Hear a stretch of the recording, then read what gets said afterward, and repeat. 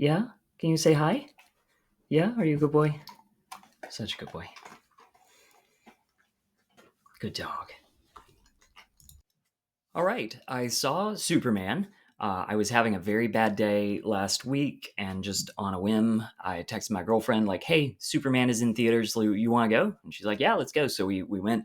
It was amazingly good time. 8 out of 10.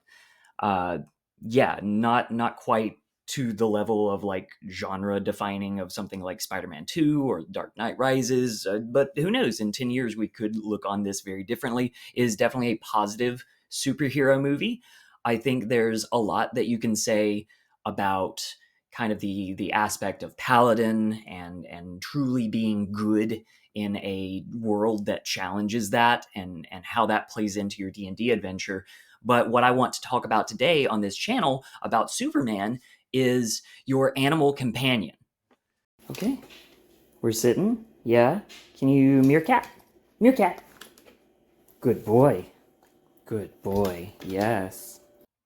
Animal companions, particularly on the player side of things as a sidekick to your main character, I think are in a really good place right now. We saw some big improvements with Tasha's Cauldron to Everything, providing some more subclasses, especially improvements to the Beastmaster Ranger that really kind of balanced them out and made animal companions not a joke. And then in D&D 2024 5th edition, god, I hate saying all that anytime. Anyway, the newest D&D edition keeps some of that around as far as your pets and animal companions. It did a lot for summoning spells, making them more simple rather than here is a whole extra character that you are now the game master of.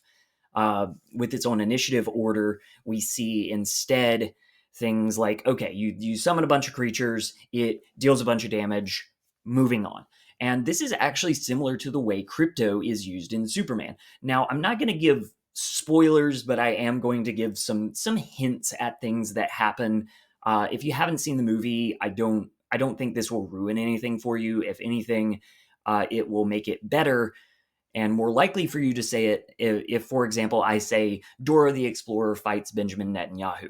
But when it comes to crypto, James Gunn does this thing where there's a problem, and if crypto is available, Superman will call him, and crypto solves problem. He is obeying Superman's command. If Superman fails his animal handling check, however, Crypto will be a menace. And it is kind of great how he is not always a perfect good boy in this movie. And he also doesn't, I don't think he rises to the point of being a character. Crypto is very much a dog, an animal.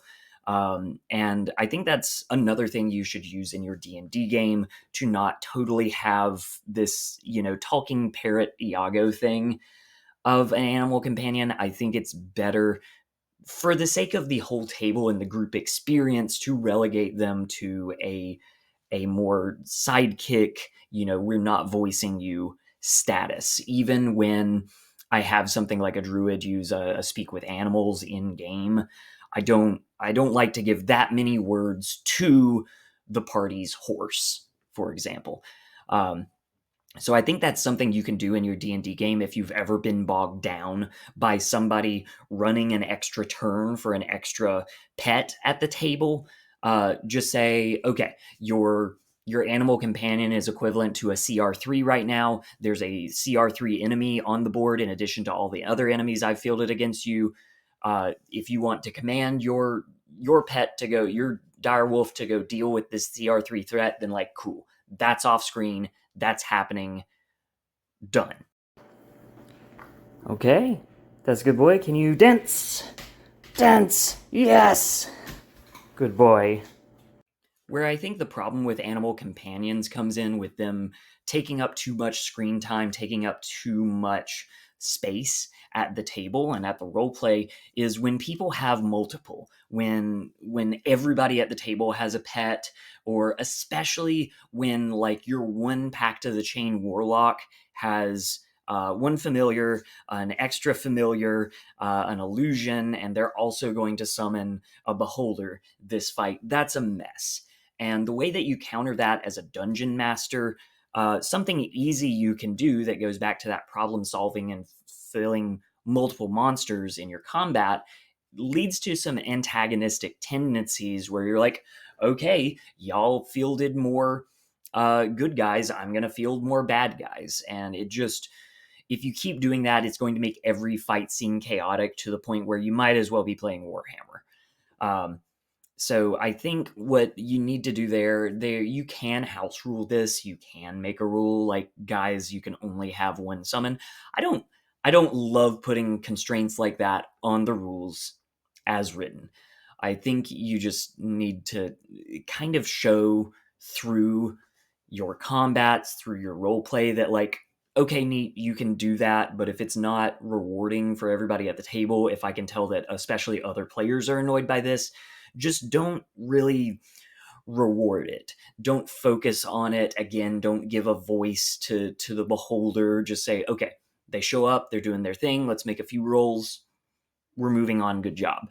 And I think that that lack of a carrot while also having a lack of a stick uh, will emphasize that, like, okay, cool, this is part of your character, but it doesn't have to be a part of every combat playing out like a war game.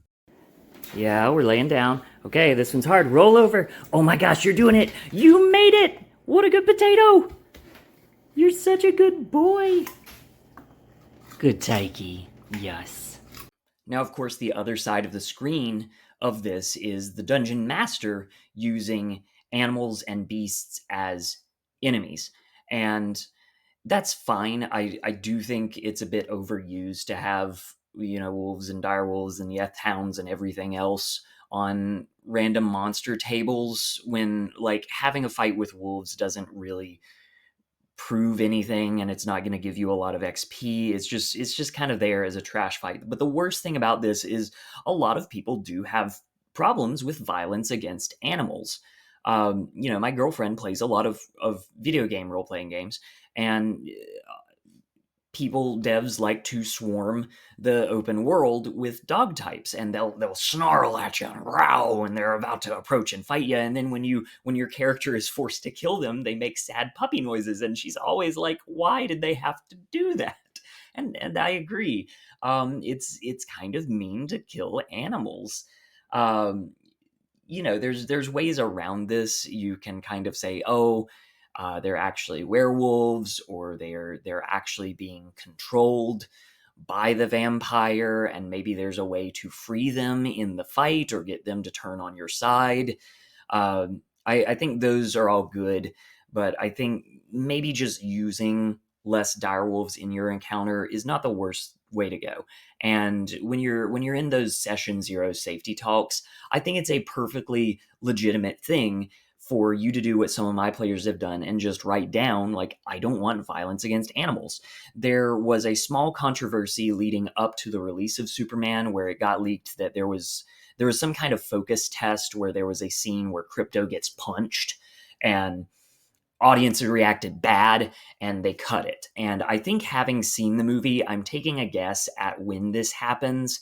And essentially there's a part when Superman isn't around, the bad guys beat up Superman's animal companions and robot summons, and Crypto gets taken out of the fight. Now, in the movie, they do something different. They use a spell, which is kind of a primer for something that gets used against Superman later on. And I think that is because it was less real than just a villain super punching the super dog. Um, I think it accomplishes the same thing plot wise. It shows that the villains will still harm an animal without audiences having to see a dog getting punched or kicked, which is an actual thing that can happen, which can be traumatizing for you and the animal. So yeah, don't be excessively mean to animal companions or to your own beasts that you're fielding as a DM. And yes, I have killed animal companions in game. I kill player characters. Your pet can die too. But what I don't do is go out of my way to kill your horse if you're a cavalier and that's your whole thing and you're attached to your horse. I think that again goes into a level of antagonistic DMing that is just not fun for anybody. Anyway, that's all the time we have for today. So thank you so much for watching this one. Have a nat 20 day. Bye bye.